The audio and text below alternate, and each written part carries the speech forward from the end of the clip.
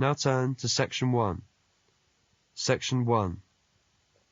You are going to hear a conversation between a student and an academic advisor. Look at questions 1 to 13.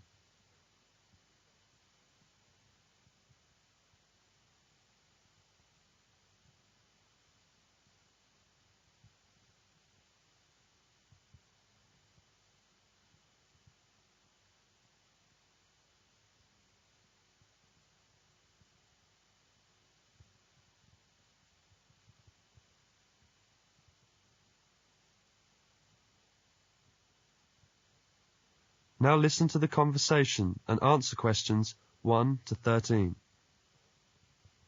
Jane Jung has an appointment with an academic advisor to discuss her plans for studying in Canada. Hello there, you must be Jane. Please come in. My name is Mrs. Dunstan. Hello, Mrs. Dunstan. Pleased to meet you. All right, now, let's see. Now, you're interested in attending university in Canada, is that right? Yes, and I have a lot of questions to ask you. Okay, but before I begin to answer your questions, I need to ask you a few questions first. Now, your major is... Engineering. Mechanical engineering. Right, and where did you graduate? I graduated from the Beijing Institute of Machinery in July 1998. I completed my bachelor's degree. Okay, now, I'm assuming you'll want to continue studying in that field, am I right? Actually, I'd prefer to do an MBA if possible. But if I have no other choice, then I'll continue in mechanical engineering. Okay, now, are you familiar with the requirements for an MBA degree? Yes, I think I need to do well on the GMAT, and I'll definitely need the TOEFL or IELTS, right? That's right, you'll need at least 600 on the TOEFL or 6.5 on IELTS. In addition, you need to have completed a bachelor's degree too. Did you take the GMAT yet? No, but I plan to take it in August. The requirements for a master's degree in engineering are a little different. You'll need to take the GRE and of course the TOEFL or IELTS. I see. And when do I start to apply? The best time to start the application process is in November or December of the year prior to your intended year of study. Application forms are usually available in September or October. Which schools in Canada offer the MBA degree? Of the approximately 50 universities in Canada, 20 offer an MBA. Here's a small booklet summarising Canadian university programs. You'll find all the information on page 22. Great, thanks. And how about tuition and scholarships? Tuition for MBA programs has been steadily increasing. Some universities now charge the full tuition, meaning that there is no government subsidy. Those universities cost about $10,000 per year, and it's a 2-year program. Other universities are still government subsidized, so the tuition is only about $4,500 per year. In terms of scholarships, usually the top 5 students entering the MBA program are given a generous scholarship. All other students have to pay the full fees. International students have to pay the full tuition. That's $10,000 per year. Oh, is it very difficult to get into an MBA program? Yes, in fact, the competition is very strong. MBA graduates have a pretty easy time finding a job, so many students are eager to do the program thinking it will guarantee them success in their careers. Well, it sure does sound like an excellent way to start a promising future. What is the school year like? Classes begin in September each year and finish before Christmas. They resume after New Year and finish at the end of April. And after April? Why, that's your summer holiday. Sounds great. I want to thank you, Mrs. Dustin, for all your help. I really do appreciate it. You're very welcome. And if you have any other questions, please feel free to contact me. You know my number, right? I sure do. Thanks very much. Goodbye. That is the end of Section 1. You will have half a minute to check your answers.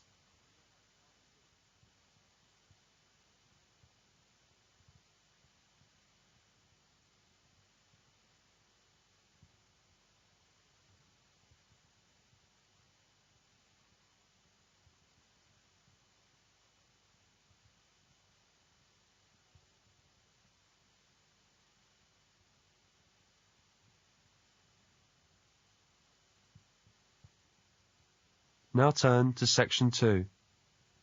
Section 2. Jane wants to know more about Canada, so she attends a lecture about Canada's education system. Read the statements and indicate whether the following statements are true or false by writing T for true and F for false. Look at questions 18 to 22.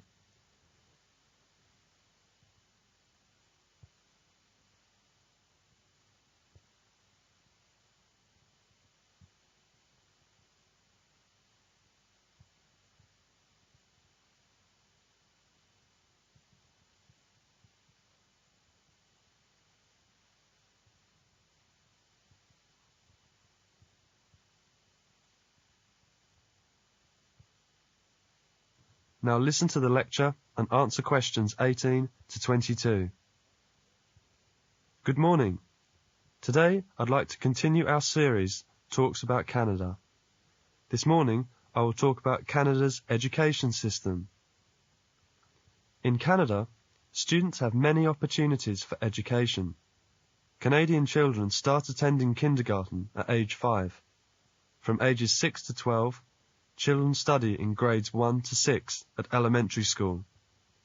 When students are approximately 13 and 14 years old, they attend grades 7 and 8 in junior high school.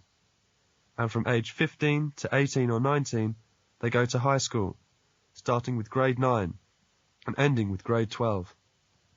The Canadian government provides free public education for all students aged 5 to 18 or 19, or from kindergarten to grade 12. All children must attend school until they are at least 16 years old. From kindergarten to grade 12, the school year begins in early June. The school year for college students starts in early September and ends in May. For university students, classes begin in mid-September and end at the end of April. All students have 2 weeks of holidays during Christmas and New Year, as well as 1 week of holiday in February or March. The Canadian education system aims to be student-centred. That is, it focuses primarily on the needs of the students and strives to meet those needs. In addition, some of the important goals of education include teaching children to be creative, to use critical thinking skills when solving problems, and to work both independently as well as in a team. Honesty and integrity are also highly valued in Canadian education, and offenders face very serious consequences. The classroom is an active place. Students are encouraged and expected to participate in class discussions and activities. The teacher plans his or her lessons so that each student can learn. This sometimes requires much adaptation in teaching methodology, as the teacher endeavours to teach students in the way they learn best. From kindergarten to grade 6, students follow the same basic curriculum. Starting in grade 7, students must study a common curriculum, but they have the portion of choosing a few, various elective courses, according to their likes and interests. In high school, about 60% of the curriculum are mandatory, which means that all students must take the same courses. This also means that students are given the freedom to choose 40% of their courses. The courses chosen by each student will vary greatly and will depend on the student's intended career goals. After completing high school, many students will continue their education at college or university. This is called post-secondary education, and although it's subsidized by the Canadian government, students must pay tuition fees. There is no national entrance examination for college and university admission. Students are admitted to college or university based on their high school grades. Canadian students have many chances to enter university, even if they don't do well in their high school studies. For example, a student who does not finish grade 12 can still be admitted to university as a mature student when they are at least 23 years old or older. And a student whose high school grades are too low for university can first attend college and then apply later on for university entrance. In Canada, colleges are very different academic institutions than universities. At college, students take job-related courses. They receive a diploma after 2 or 3 years of study, and they learn very practical skills. At university, students take a broad range of courses. They receive a bachelor's degree after 4 years of study, and they learn theoretical knowledge and new ways of thinking. Canada's focus on student-centered education means that students can change their major as well as transfer to a different college or university if they want to. In fact, it is pretty much expected that most students will change their major at least once during their post-secondary education. That's the end of section 2. Now you will have half a minute to check your answers.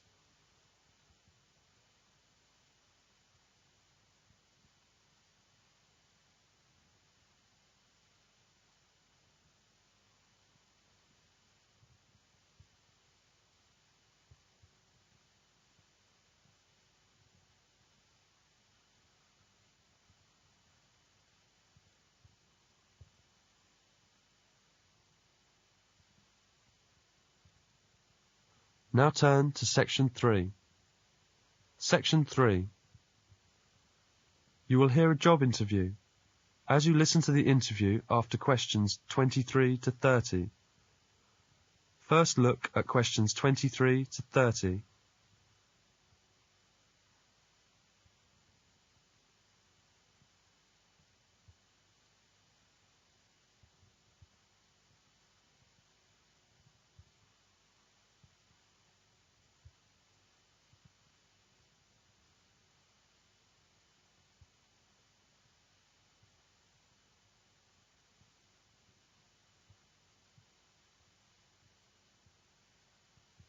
Now listen to the interview and answer questions 23 to 30.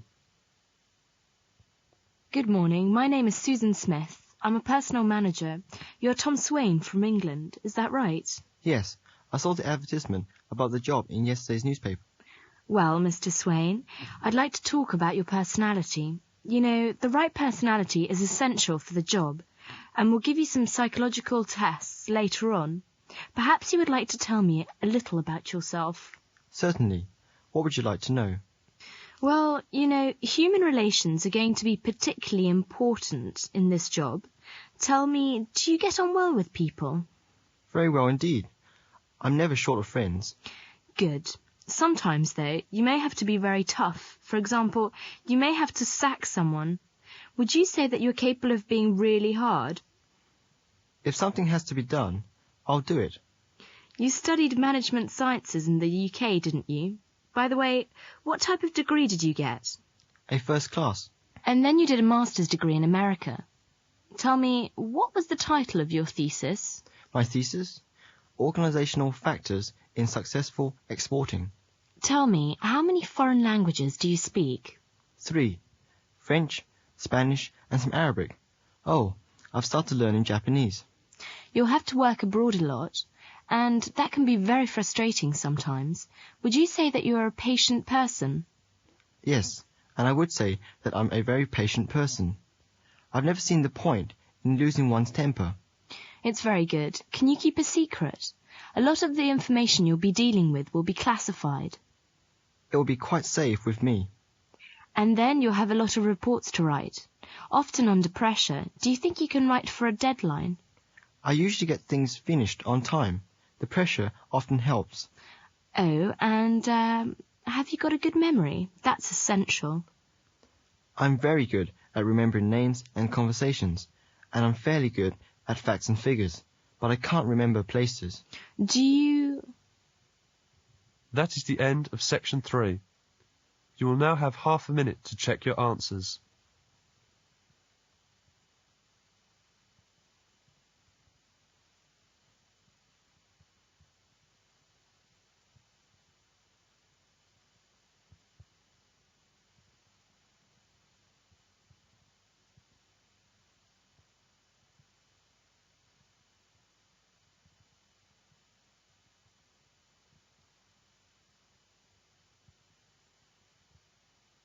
Now turn to section 4. Section 4. You are going to listen to a lecture about animals. Look at questions 31 to 42.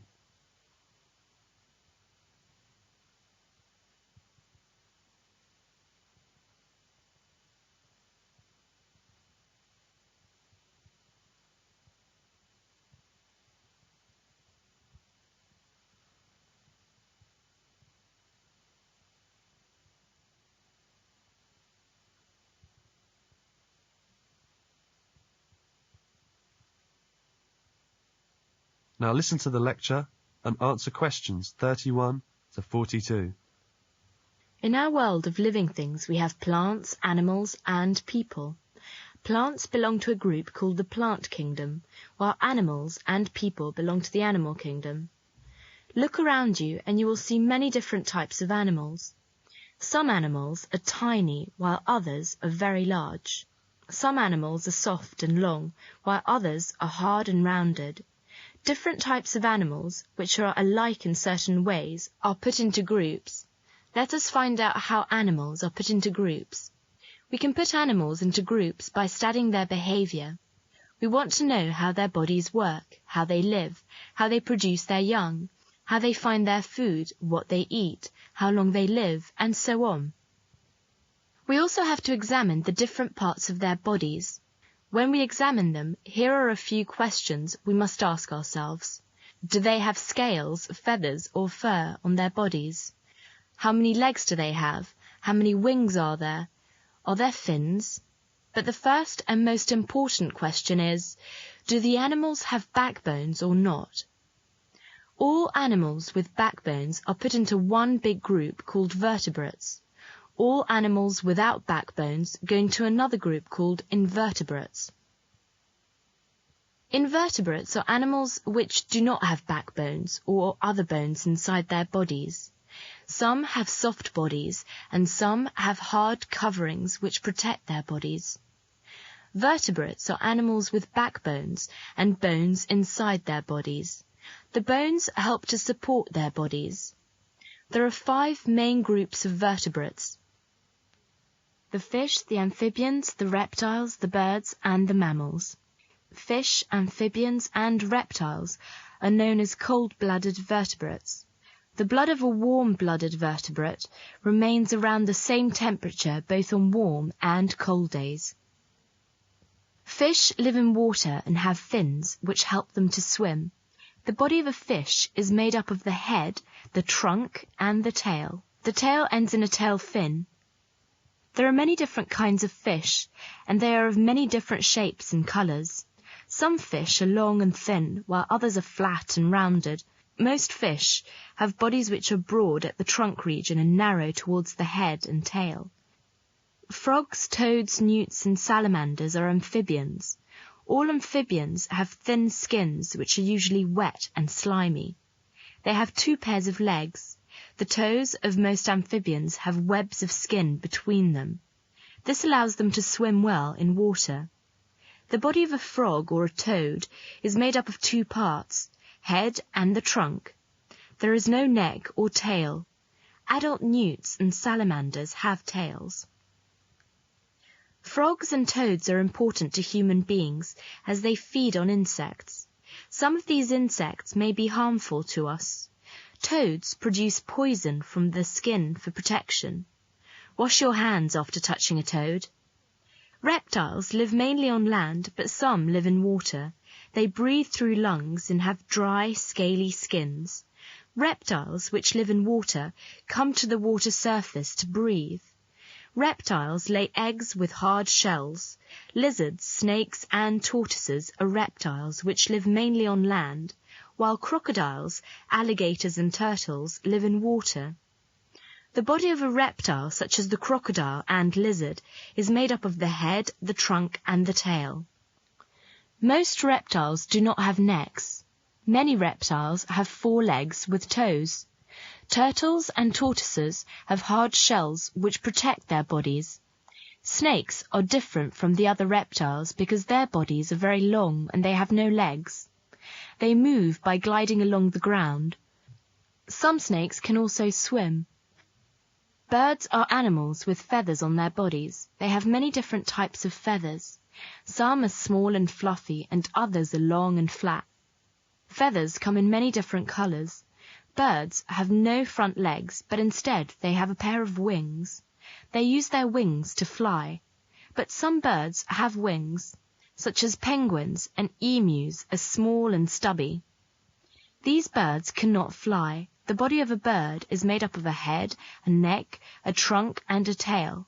The mouth of a bird is in the form of a hard bill or beak.